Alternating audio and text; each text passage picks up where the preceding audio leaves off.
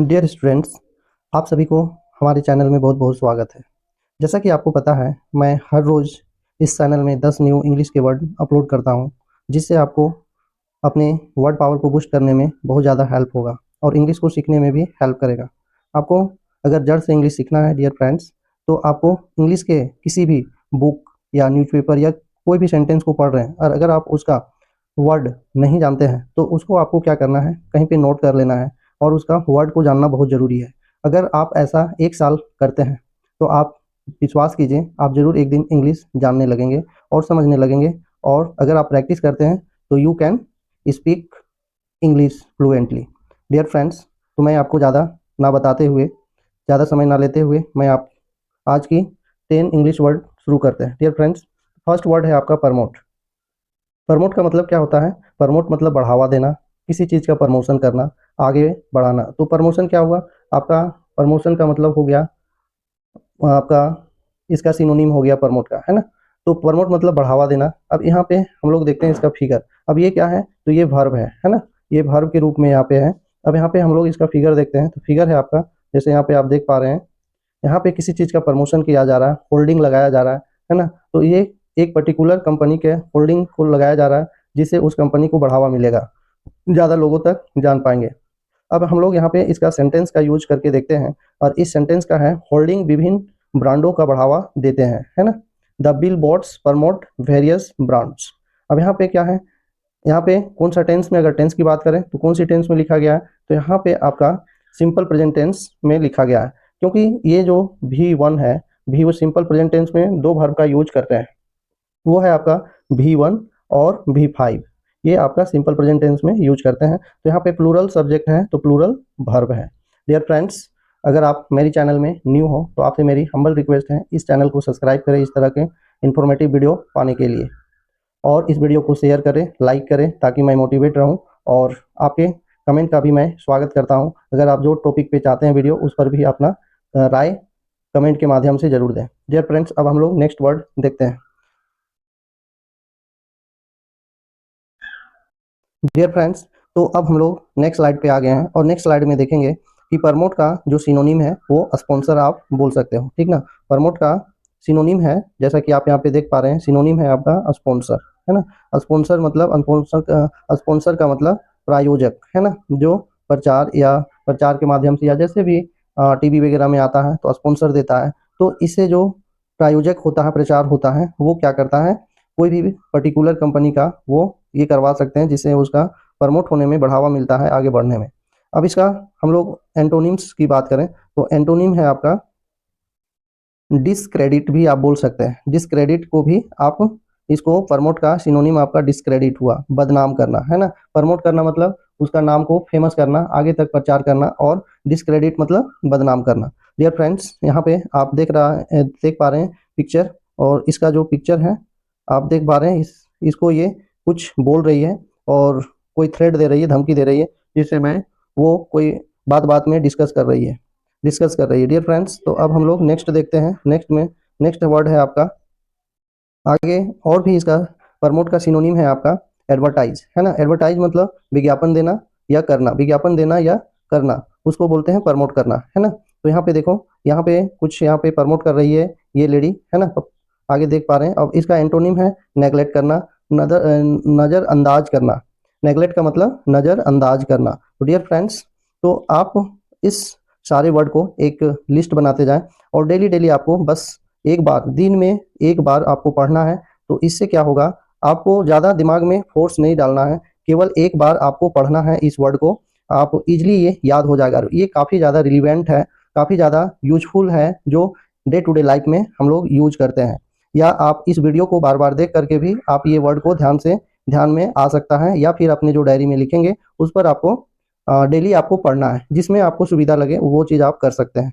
Dear friends, अब हम लोग नेक्स्ट स्लाइड में, लोग यहाँ पे नेक्स्ट स्लाइड में आ गए हैं, और नेक्स्ट स्लाइड में आपका है, जैसा कि देख पा रहे हैं आप, कोलाबोरेट, है ना? कोलाबोरेट, इसको आपको हम बोल के भी सुना रहे हैं। आपको जिस समय आप वीडियो देखते हैं तो मन से बोलें, और माउथ से आवाज़ निकलनी चाहिए, जिससे आपके टंग में एक दो बार प्रैक्टिस करें, तो ये आपको आसानी से आपके साथ में रहेगा ये वर्ड, और डेली आपको प्रैक्टिस करना है। तो कोलाबोरेट का मतलब होता है एक साथ काम करना, है ना? ये यहाँ पे आपका वर्ब के रूप में है। अब यहाँ पे हम लोग इसका सेंटेंस देखते हैं और पिक्चर। तो यहाँ पे देखो कोलाबोरेट मतलब राजीमंदी का यहाँ पे फिगर दिया हुआ है ना। अब आगे देखते हैं इसका सेंटेंस क्या है। तो यहाँ पे सेंटेंस है हिंदी में, पहले मैं हिंदी का बताता हूँ फिर मैं इंग्लिश का बताऊंगा। उसका जो टेंस है कौन सा स्ट्रक्चर में है वो आपको मैं यहाँ पे बताऊंगा। डियर फ्रेंड्स, तो यहाँ पे है वे एक परियोजना पर एक साथ काम करते हैं। तो डियर फ्रेंड्स यहाँ पे है आपका, ये आपका हिंदी का हुआ। अब इंग्लिश का सेंटेंस देखते हैं। तो इंग्लिश में आपका यहाँ जो टू टेंड है इसको काट दो, ठीक ना। ये काट करके आप इतना बोल सकते हैं, they collaborate on a project together. Together भी आप लास्ट में यूज कर सकते हैं यहाँ पे, ठीक ना। Together, together, together. तो यहाँ पे आप क्या हुआ, they collaborate on a project together. तो यहाँ पे हुआ ये कौन सा टेंस में हुआ। तो टेंस की बात करें तो यहाँ दे है, दे के साथ में जैसा कि मैं आपको टेंस के सीरीज में मैं बताया हूँ कि दे के साथ में V1 का यूज करते हैं सिंपल प्रेजेंट टेंस में, है ना। तो यहाँ पे आपका V1 है। तो ये हुआ they collaborate on a project, मतलब वे सब एक प्रोजेक्ट पर साथ साथ काम करते हैं। टुगेदर मतलब एक साथ, है ना। टुगेदर एक साथ काम करते हैं। डियर फ्रेंड्स, अब हम लोग नेक्स्ट स्लाइड में चलते हैं, देखते हैं। नेक्स्ट वर्ड की बात करें तो नेक्स्ट वर्ड है आपको एक्सपोर्ट, है ना। एक्सपोर्ट का मतलब क्या होता है, बाहर भेजना। जैसे हम अपने देश से कोई भी सामान को बाहर भेजते हैं और वो बेचने के लिए बाहर भेजते हैं तो उसको हम लोग एक्सपोर्ट करना बोलते हैं, है ना। एक्सपोर्ट करना बोलते हैं। निर्यात और आयात जो होता है, निर्यात करना मतलब अपने देश से बाहर भेजना जो भी सामान है उसको बेचने के लिए, और आयात का मतलब होता है जो दूसरे देश से हम लोग लाते हैं। तो यहाँ पे एक्सपोर्ट इम्पोर्ट, है ना, इसका सिनोनिम होगा इम्पोर्ट। सिनोनिम होगा इसका इम्पोर्ट, इम्पोर्ट, है ना। सिनोनिम होगा इसका इम्पोर्ट, सॉरी सिनोनिम नहीं होगा, इसका ऑपोजिट होगा एंटोनिम, है ना। एंटोनिम, ये एंटोनिम है ना कि ये सिनोनिम है, ठीक ना। Import export. तो डियर फ्रेंड्स, अब हम लोग यहाँ पे पिक्चर देखते हैं। यहाँ पे जैसा कि आप देख पा रहे हैं, यहाँ से सामान को भेजा जा रहा है एक जगह से दूसरे जगह में, दूसरे कंट्री पर। तो यहाँ पे आप देख पा रहे हैं पिक्चर, और उसके बाद वे ट्रकों द्वारा माल बाहर भेजते हैं, है ना। तो they export the goods by truck. Dear friends, अब यहाँ पे हम लोग सेंटेंस का स्ट्रक्चर देखते हैं और टेंस में क्या है वो भी हम लोग देखेंगे। तो डियर फ्रेंड्स, यहाँ पे आपका क्या है, यहाँ पे आप देख पा रहे हैं कि एक्सपोर्ट मतलब, तो ये दे का मतलब वे लोग, ठीक ना, वे लोग। क्या गुड का मतलब होता है, ये गुड्स, है ना। गुड मतलब अच्छा, और गुड्स का मतलब ये ध्यान देना है आपको, ये गुड मतलब होता है अच्छा, लेकिन इसमें अगर एस लगा देंगे तो सामान होता है, सामान या माल जो भी बोल सकते हैं। अब यहाँ पे क्या है, दे एक्सपोर्ट, तो ये क्या है, V1 है ना। तो ये सिंपल प्रेजेंट टेंस में आपका लिखा हुआ है, they export the goods by trucks. वो ट्रक के द्वारा, वे सब ट्रक के द्वारा सामान बाहर भेजते हैं, मतलब निर्यात करते हैं। डियर फ्रेंड्स, अब नेक्स्ट वर्ड की बात करते हैं हम।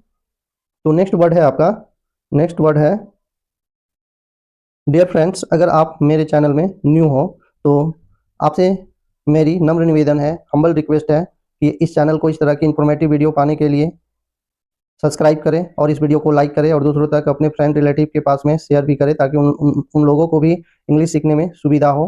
तो डियर फ्रेंड्स, आप बिलीव कीजिए, 1 year at least you have to remember at least 3000 word you can speak English properly. If you don't have word power then you cannot speak in English and understand properly. Dear friends, तो मेरी आपसे humble request है, इस channel को subscribe करें। Now आज का next word है आपका इक्विपमेंट। इक्विपमेंट का मतलब होता है उपकरण, है ना। कोई भी सामान को जो जिसके माध्यम से हम कुछ करते हैं, उससे हम कोई और चीज प्रोड्यूस करते हैं, वैसे चीज को एक एक सामान से दूसरे चीज को बनाया जाता है, उसको भी हम इक्विपमेंट बोलते हैं। तो यहाँ पे आप हम फिगर में देख रहे हैं, जैसे यहाँ पे आपका स्टूडियो का फिगर दिया हुआ है। तो स्टूडियो क्या है आपका, यहाँ पे ये सब जो हो गया आपका, अम्ब्रेला है ना। अम्ब्रेला के साथ ये लाइट है ना, लाइट लगा हुआ है। तो ये सारा सामान जो हुआ, कैमरा हुआ, ये सब जो मैंने सर्कल किया, ये सारा चीज क्या हुआ, आपका इक्विपमेंट हुआ। तो डियर फ्रेंड्स, अब हम लोग इसका सेंटेंस में यूज देखते हैं कि कैसे यूज होता है। तो यहाँ पे आप, अब हम लोग सेंटेंस में आ चुके हैं और यहाँ पे समझने की कोशिश करते हैं सेंटेंस। तो यहाँ पे पहला सेंटेंस है आपका, वह एक फोटोग्राफी उपकरण पकड़े हुए हैं, है ना। अब यहाँ पे क्या हुआ, यहाँ पे कुछ न्यू वर्ड भी है, उसको भी मैं आपको बता देता हूँ। वो होल्ड है ना, होल्डिंग है आपका। होल्डिंग का मतलब होता है आपका पकड़ना। होल्ड का मतलब होता है होल्ड, होल्ड पकड़ना, है ना। होल्ड का मतलब होता है पकड़ना। तो यहाँ पे क्या है आपका पकड़ना, होल्ड का मतलब होता है पकड़ना। तो यहाँ पे ही का मतलब हुआ, और ये आपका प्रेजेंट कॉन्टिन्यूअस टेंस में लिखा हुआ है ना। कॉन्टिन्यूअस में क्या बताएं, इज, ही और कोई सिंगल नेम के साथ में क्या करना है आपको, बिफोर लगाना है ना। इज, ही, सी और कोई सिंगल नेम के साथ में आपको इज का यूज करना है और उसके बाद बिफोर का यूज करते हैं। डियर फ्रेंड्स, अगर आप हमारे चैनल में न्यू हो तो आप हमारे टेंस के सीरीज को जा करके देख सकते हैं इसके लिए। डियर फ्रेंड्स, तो यहाँ पे क्या हुआ, वह इक्विपमेंट एक फोटोग्राफी के लिए, ठीक ना, फोटोग्राफी के लिए वो इक्विपमेंट उपकरण पकड़े हुए हैं। डियर फ्रेंड्स, अब हम लोग नेक्स्ट वर्ड देखते हैं। पे आप देख पा रहे हैं कि इक्विपमेंट का आपका सिनोनिम है, ठीक ना। इक्विपमेंट का सिनोनिम है आपका फर्निशिंग। फर्निशिंग मतलब साज सम्मान। उसको देखो अब यहाँ पे क्या है कि कितना अच्छा से इसको सजाया गया है एक कोई इक्विपमेंट के साथ में, ठीक ना। तो इसको भी हम आपको आप इसको सिनोनिम के रूप में यूज कर सकते हैं। डियर फ्रेंड्स, अब हम लोग नेक्स्ट वर्ड की बात करते हैं और इसी का इक्विपमेंट का अगर सिनोनिम की बात करें एक और, तो आपका मटेरियल बोल सकते हैं इसको, मटेरियल है ना। मटेरियल मतलब सामग्री, सामग्री बोला जाता है इसको, सामान को मटेरियल बोलते हैं। तो डियर फ्रेंड्स, नाउ अब हम लोग नेक्स्ट वर्ड की बात करते हैं। यहाँ पे पिक्चर भी देख पा रहे हैं, यहाँ कुछ ब्रश पेंट का सामान है, इसको हम मटेरियल बोलेंगे, material for painting. Now next word we will discuss. अब हम लोग यहाँ पे नेक्स्ट वर्ड में आ चुके हैं और नेक्स्ट वर्ड है आपके सामने रेवेन्यू, है ना। रेवेन्यू का मतलब होता है आय। आय का मतलब ये, अगर वर्ड की बात करें, ग्रामर सिंटैक्स की बात करें, ग्रामर की बात करें, तो ये क्या होगा, नाउन, है ना। तो डियर फ्रेंड्स, अब हम लोग इसका पिक्चर को देखते हैं। तो पिक्चर को देखो, यहाँ पे आय की कैलकुलेशन किया जा रहा है, गणना किया जा रहा है। तो अब हम लोग इसका सेंटेंस को देखते हैं। तो यहाँ पे है आपका सेंटेंस, वह आय की गणना कर रही है। तो यहाँ पे क्या है, सी इज कैलकुलेटिंग द रेवेन्यू, है ना। तो अब यहाँ पे जैसा कि मैं आपको just I have told you कि यहाँ पे मैंने बताया कि यहाँ पे क्या है, सी है। सिंपल प्रेजेंट कॉन्टिन्यूअस टेंस में क्या है, सबसे पहले आपको वर्ब पकड़ना है। यहाँ बिफोर है और यहाँ इज कैलकुलेटिंग है। तो ये कौन सा टेंस में यूज होता है, तो ये आपको बताना है। सिंपल प्रेजेंट कॉन्टिन्यूअस टेंस में इज के साथ में अगर बिफोर लगा है तो प्रेजेंट कॉन्टिन्यूअस टेंस में यूज होता है। तो ये सेंटेंस आपका प्रेजेंट कॉन्टिन्यूअस टेंस में है। कैलकुलेट का मतलब होता है गणना करना, उसी का बिफोर है यहाँ पे कैलकुलेटिंग, मतलब वह रेवेन्यू की कैलकुलेशन कर रही है। डियर फ्रेंड्स, अब हम लोग नेक्स्ट वर्ड की बात करते हैं। तो नेक्स्ट वर्ड की बात करते हैं तो आपके सामने नेक्स्ट वर्ड है डिवल्ज, है ना, डिवल्ज। अब यहाँ पे डिवल्ज का मतलब क्या है, किसी के रहस्यों को बताना। अब बहुत धीरे से बताना, किसी का जो सीक्रेट बात होता है वो क्या होता है, किसी को बहुत धीरे से बताया जाता है जो किसी को ना सुनाई पड़े। तो ऐसे चीज को अगर बताने की वर्ब है आपका डिवल्ज। डिवल्ज का मतलब किसी के रहस्यों को बताना। और सिंटेक्स की बात करें तो ये आपका वर्ब है। नेक्स्ट है आपका, यहाँ पे देख पा रहे हैं। अब हम लोग यहाँ पे देखिए, पिक्चर में देखिए किस तरह से उन लोग लुकी छुपी करके बातें कर रहे हैं। नेक्स्ट हम लोग यहाँ पे सेंटेंस का यूज देखते हैं इसके, इस वर्ड में, वे उसके रहस्यों को बताते हैं। They tend. अब यहाँ पे क्या है कि मैं ये जो टेंड है इसको आपको हटा देना है ना। अब यहाँ पे देखो, दे डिवल्ज हर सीक्रेट्स। सीक्रेट्स का मतलब होता है, सीक्रेट्स का मतलब हुआ रहस्य, है ना, रहस्य। तो यहाँ पे डिवल्ज का मतलब किसी के रहस्य को बताना। तो क्या हुआ, दे डिवल्ज हर सीक्रेट, वे सब उसके रहस्यों को बताते हैं। एक तरह से देखा जाए तो डिवल्ज का मतलब रहस्य को ही बताना, लेकिन यह बताने के सेंस में यूज किया गया है। अगर टेंस की बात करें तो ये दे के साथ में अभी मैंने आप लोग को बताया था कि V1 का यूज किया जाता है। तो ये आपका यहाँ पे सिंपल प्रेजेंट टेंस हुआ। डियर फ्रेंड्स, अब हम लोग नेक्स्ट वर्ड में जाते हैं। नेक्स्ट वर्ड में हम लोग आ चुके हैं और नेक्स्ट वर्ड है आपके सामने सर्ज। सर्ज मतलब होता है तेजी से बढ़ना या तेजी से चढ़ना। कोई भी चीज जैसे रॉकेट की तरह चलता है, रॉकेट कितना फास्ट जाता है तो सर्ज, है ना। तो उसी तरह लहर भी उठता है तो उसी को बोलते हैं सर्ज, मतलब तेजी से बढ़ना या चढ़ना। जैसे शेयर मार्केट की जो प्राइस कभी रॉकेट बन जाता है, रॉकेट की तरह ऊपर जाता है, अचानक से धड़ाम से गिरता है, तो उसी को हम बोलते हैं सर्ज होना।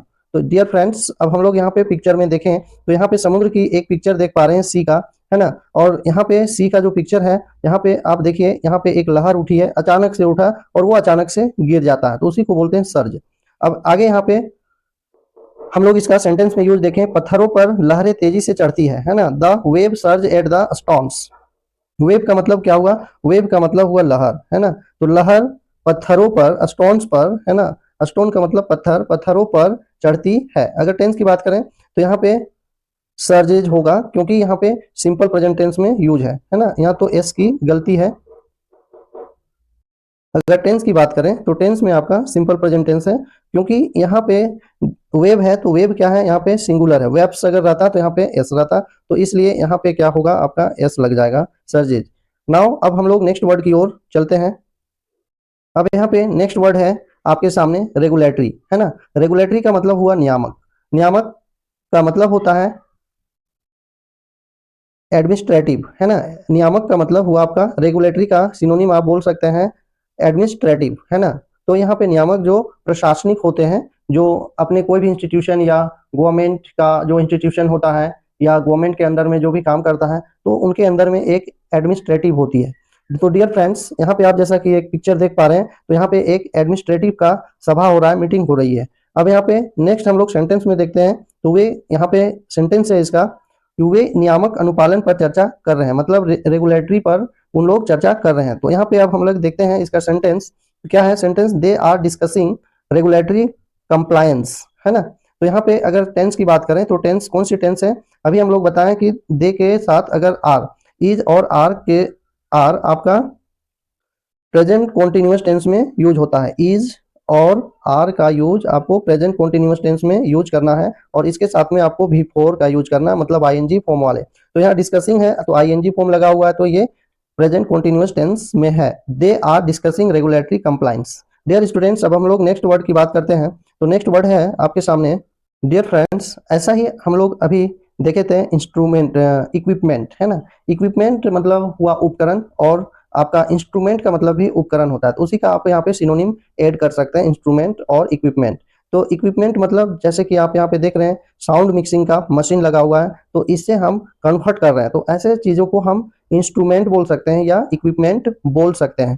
डियर फ्रेंड्स, अब हम लोग यहाँ पे इसका सेंटेंस देखते हैं। तो सेंटेंस है आपका, उपकरण संचार के लिए उपयोगी है, तो the instrument is useful for communication, है ना।